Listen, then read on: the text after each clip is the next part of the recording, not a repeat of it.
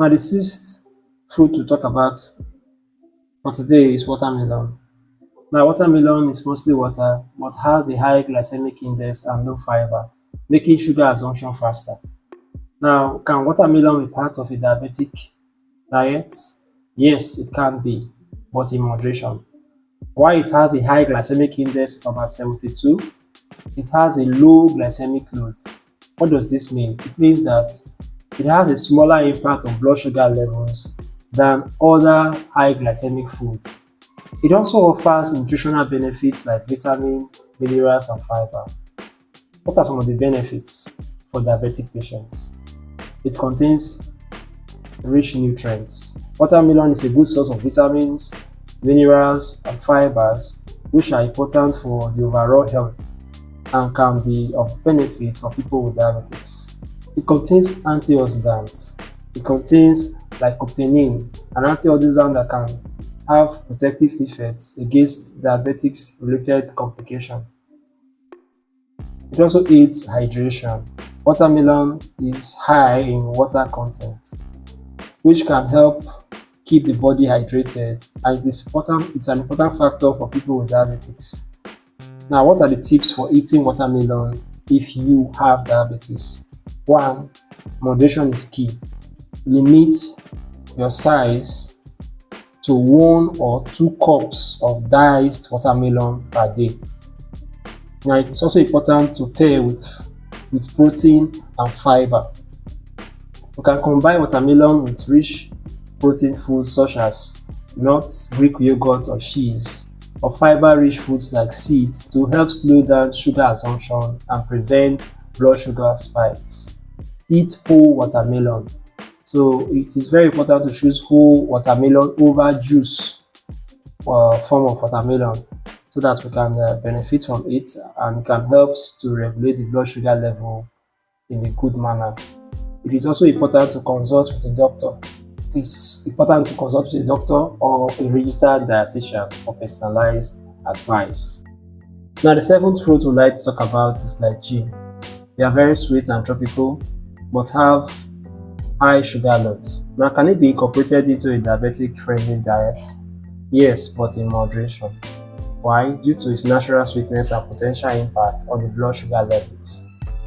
Now, while lychee contains beneficial nutrients like vitamin C, potassium, and fiber, portion control is crucial to prevent blood sugar spikes.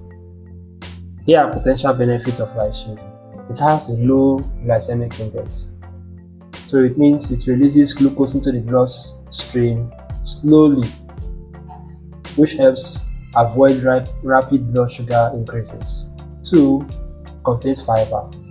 Lychee are a good source of dietary fiber, which further aids in regulating blood sugar levels by slowly down the glucose absorption.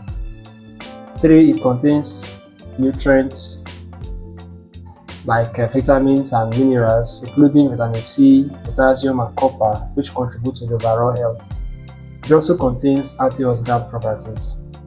Lychee contains polyphenols and other antioxidants that may offer additional health benefits, though more research is still needed in this area.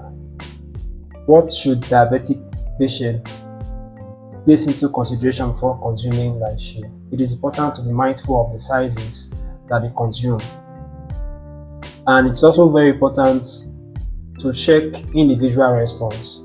So the impact of lychee on blood sugar can vary from one person to another, so it's recommended to monitor the blood sugar levels after eating lychee to understand individual response. So it can be incorporated into diabetic friendly foods, but it is very important for us to monitor and see how it affects us individually.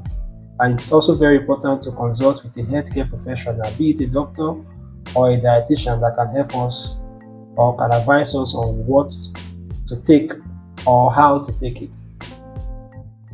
Now, the next one we're going to discuss is dry fruits. Yes, dry fruits. Is it advisable for diabetic patients to consume dry fruits? Well, one thing is that all the waters in dry fruits are gone, so the sugar are concentrated, and a small or a handful of it can spike up the blood sugar level. So it is very advisable that a diabetic patient be very careful. If possible, they should avoid taking dry foods, but if they must take, it should be very moderate, or they should control the portion size they take.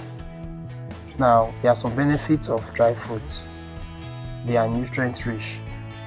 So dry food contains vitamins, minerals, and fiber, which are also essential for the overall health and helps regulate blood sugar levels. Some contain fiber, which slows down the absorption of sugar and prevents rapid spikes in the blood sugar levels. Some of the benefits, according to studies, show that dry food consumption may be associated with low risk of type 2 diabetes. However, because they are dry, the sugar level is concentrated, as we said earlier. So moderation is key. So while dry fruit offers benefits, there are also high sugar levels than fresh fruit. So it is important that we should be very careful of the sizes we take, and we should moderate how often we take them. So it is also very important that we seek professional advice from physicians or registered dietitian to determine the appropriate amounts of the fruits, and to study if these fruits can also affect our blood sugar levels. If it does, it is advisable for us to opt out these dry fruits and include other fresh fruits in our meals. So the next fruit we'll be discussing are fruit juice. Even 100% natural fruit juice without sugar, is it encouraged for diabetic patients to consume this? Well, no, it's not always encouraged, because juicing removes fiber that is very important and necessary for controlling or regulating the amount of blood sugar within the blood. So it is not encouraged, because when you juice a fruit, the fibers are all gone, so leaving the fruits concentrated. However, some fruit juice can be part of a diabetic friendly diet. It is important to choose wisely and consume them in moderation. Juices with added sugars should be avoided, and even 100% fruit juice should be limited due to their higher sugar content and lower fiber compared to whole fruits. So let's discuss some of the ones that we can take and the ones we should avoid. Well, for the ones we can take fruit juice with lower carbohydrate fruits. So juices made from fruits that are low in carbohydrate, like pomegranate, orange, cranberry, spinach, and cucumber, can be part of a diabetic friendly diet, especially when they are unsweetened. Juices made from vegetables as well. So these can be taken as fruits from vegetables like kale, spinach, tomato, are lower in carbohydrates and higher in fiber and antioxidants. However, even when lower sugar options are encouraged, it is important to consume fruit juice in moderation and consider portion sizes to avoid blood sugar spikes. Now, foods to avoid, or fruit juice to avoid or to limit: juices with added sugar. This can cause rapid blood sugar fluctuations. High sugar fruits. So fruits that are high in carbohydrates. Juices made from fruits like mango and pineapple can have a higher glycemic index and should be limited or avoided. It is important for us to take in these two recommendations. One, the fiber content. While fruit juice offer more fiber than juice, which can help us to slow down the sugar absorption and manage blood sugar levels. So it is encouraged to take natural fruits, that's whole fruits. Why? Because whole fruit offers more fiber, but in juicing you remove the fiber. There are other things that are removed that are necessary to slow down the sugar absorption. So it is not always encouraged that people with diabetes to take this fruit juice. They are not always the best, because juicing the fruit removes the fiber and leaves you with the raw sugar, so which is not too good or healthy. Now, another thing we should take to notice is individual responses. People with diabetes may have different responses to different juices, so it is important for them to monitor their blood sugar levels and adjust accordingly. The third one, it is always important and encouraged to consult with a healthcare professional, be it a doctor, be it a nutritional dietitian. Either of them can help us to advise us on what to take and what we should avoid. Now, the last fruit we discuss are canned fruits in syrup. Now, canned fruits in syrup are generally not recommended for people with diabetes due to their high sugar content. While fruits can be part of a healthy diet for diabetic patients, canned fruits in heavy syrup can cause rapid spikes in blood sugar levels.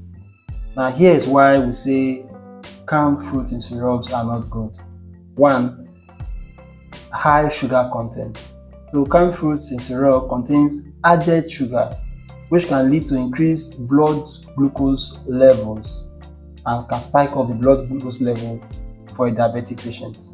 Another reason is that reduced fiber.